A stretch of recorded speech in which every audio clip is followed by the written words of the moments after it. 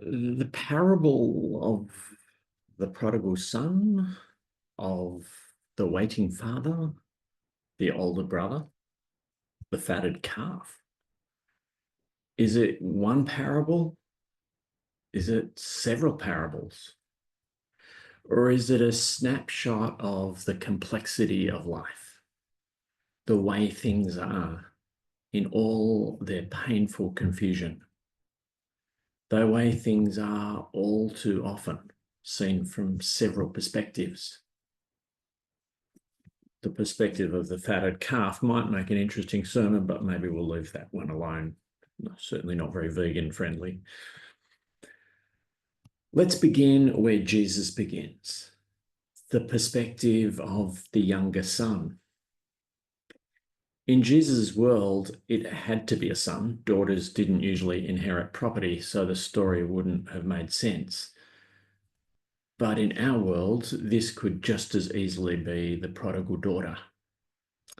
So come with me, whatever your gender, and imagine your way into the story as the prodigal child. You're all grown up now. Your well-behaved life in the family business feels stifling. The bright lights are beckoning. Independence, opportunity, adventure, they all lie out there somewhere else. Not here where everything stays the same as it ever was. With nothing but dreary years lying ahead of you, you just can't wait. You're impatient for life. Not this, life. So you go to your father, your dependable old, boringly devoted to family dad, and you tell him you want out. You need to move on, spread your wings, make your mark, live your own life. You ask for your inheritance now. Yes, you know it would grow bigger if you wait, but you can't wait. The time is now. So with a sad shrug of his shoulders and tears in his eyes, your father gives in and agrees. He calls in the family accountant to calculate your share and signs it over. He calls on the family lawyer to update his will. Your insufferably boring older sibling will be the sole beneficiary of all that remains. And you're off. Let's cut to the perspective of the father for a minute. We need to, because if we don't, we won't understand this story.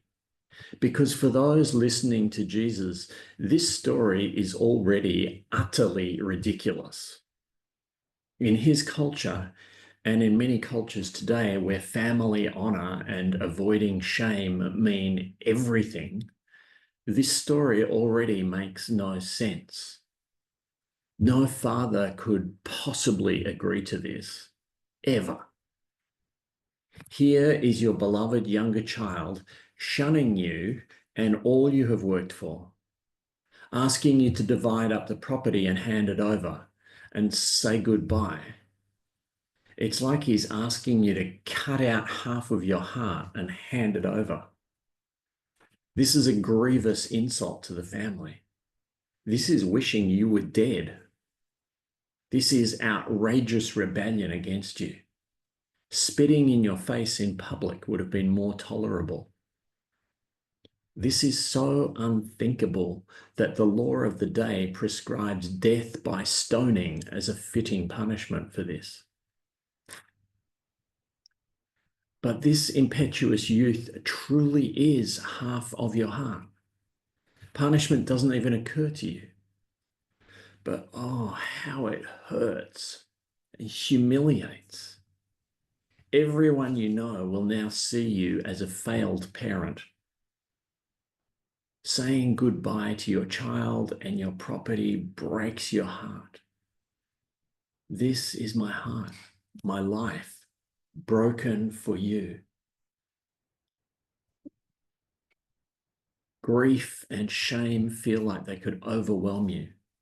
Yes, you still have another child, but your family is now broken, probably forever. And everyone you know thinks you're an old fool, a failure, and a fool.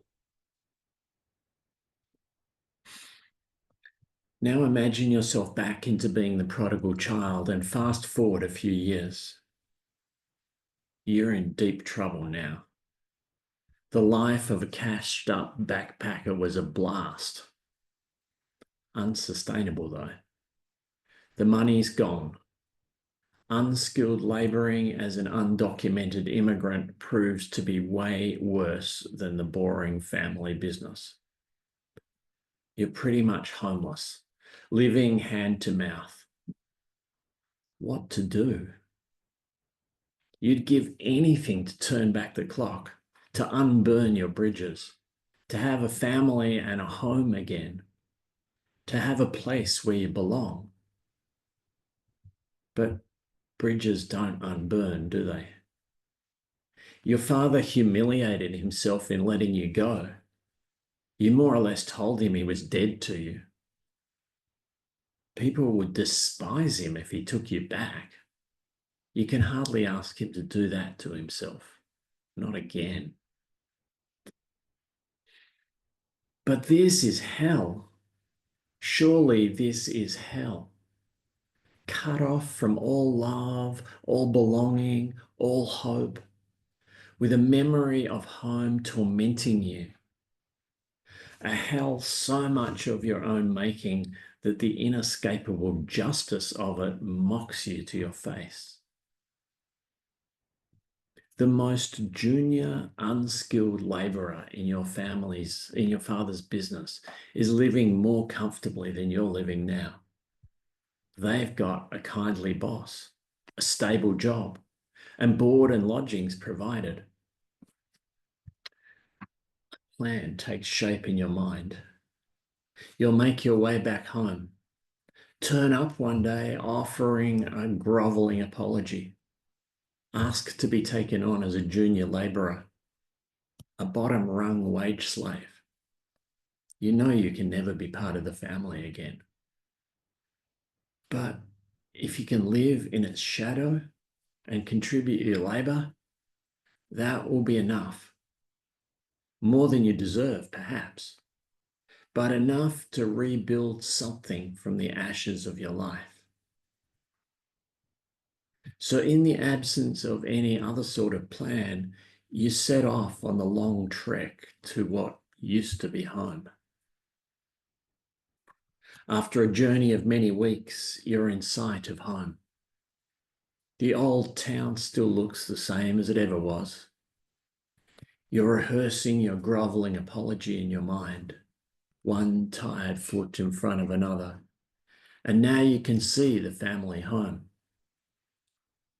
Suddenly you see a figure spring up on the front porch. You'd know that shape anywhere. That's your dad. Now this is a bit horrifying. He's hitched up his skirts and he's running towards you. Men of his age and stature do not run, not in this culture, certainly not in public. He must be in an out-of-control rage. He must be going to stop you coming any closer to the house, send you on your way. That grovelling apology is probably not even going to be heard. All this way for a beating in the street. At least you know you deserve it. But suddenly this undignified running man is upon you and you are wrapped up in the biggest bear hug and he's sobbing tears of joy over you. My beloved child, welcome home. You try to start your prepared speech. Obviously, I can't ever be your child again, but I badly need a job and I'm so sorry for what I did to you. But he doesn't seem to be listening and he hasn't stopped hugging you. My beloved child, you're home at last. Come on into the house. Have a bath and I'll find you some clean clothes. I'll tell the staff to down tools and gather for a welcome home party. I have been dreaming of this party for years.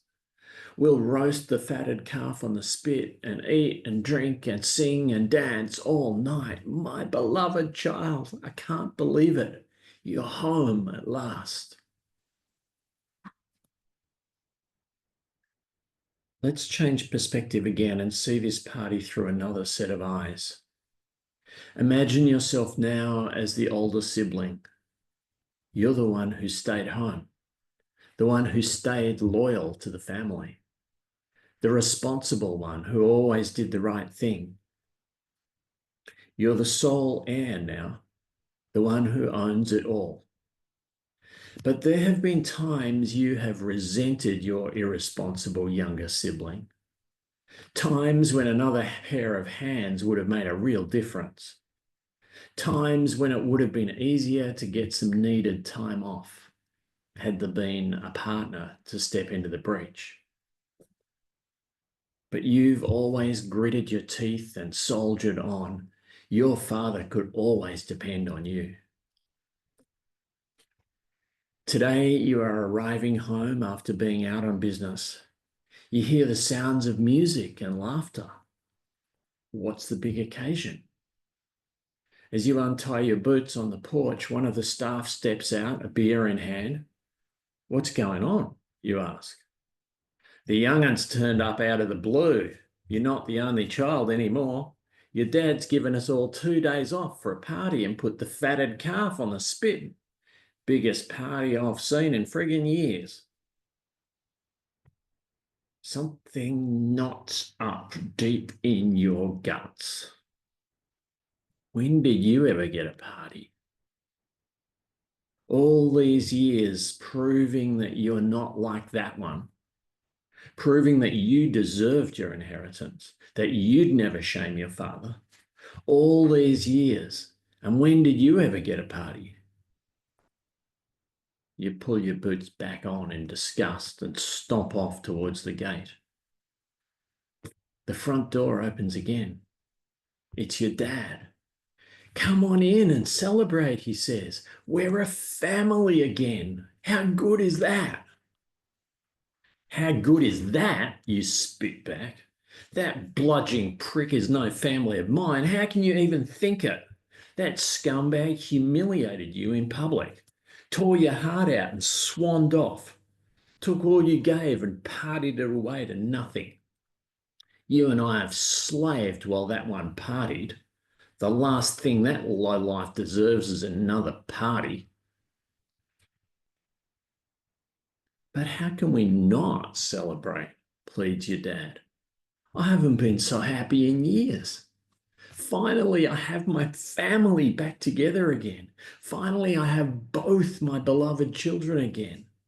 After all this time, all this heartache, finally we can be a whole family again. You're losing nothing here. Everything I have is still yours. But love is not diminished when it's shared. There's love for all in a family reunited. Come on in and join the celebration. But you will not. No way, no. Not now, not ever. The very thought of that scumbag being held up alongside you and celebrated as part of your family, as the second beloved child, just as beloved as you, who proved yourself worthy of such love, who's never been given a party, the very thought of it makes you sick. Your anger hardens to contempt. You storm off into the night, slamming the gate. You'll be back at work tomorrow, even if you're the only one there. But you might never talk to the old man again.